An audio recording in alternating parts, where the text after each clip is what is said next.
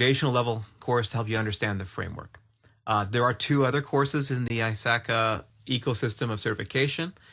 There's an implementation course that's just been released. That's, okay, you decided to do something with this and you want more education on that and you're a consultant. Or you're an assessor, because now they've done a lot more formality around how do you do COBIT's assessments, and they're using the ISO standard for assessing called 15504. And that's a little more complicated and different, by the way, than most organizations who do assessments using the CMMI model, which is more readily understood. So there's a class on this for assessors. I meet a lot of new people in IT, and I actually have a lot of friends that are younger, people in their early 30s and late 20s. And recently I'm having a lot of them come to me and say, what classes should I take? And of course, I always, I'm going to say this out loud on air. I always say, take an ITIL Foundations class. Definitely look at some type of project management introduction.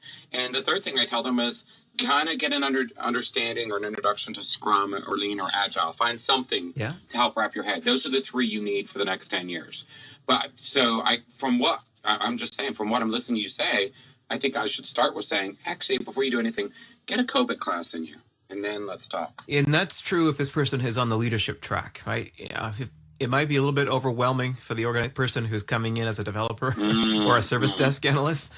But if you're expected to hold all the pieces together and understand your piece within the larger context of the entire value system, then definitely COBIT is something you need to pay attention to. Because I like the idea of those, kind of like, the beginner's quadfecta of value systems, right? You've got a COBIT beginning, you've kind of got an Agile Scrum. Because after you made me, well, you didn't make me, but after you asked me to watch that 10-minute video, when we had that show on Agile, Scrum, and Lean.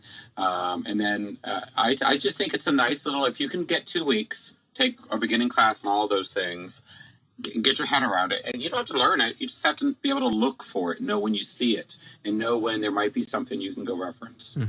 I think those are core things that people need to understand. Depending on where you are within the value stream, you might want to focus on one or the other. Like if you're a developer, definitely you want to understand what Agile Scrum is and other software development lifecycle, SDLC concepts. The biggest problem I face with some of these young people, Troy, is I think work is changing so fast, I don't know where they're going to be, and even if they have a choice anymore. That's why I always kind of say do all of it. And that's the pack I would select. There's your bundle.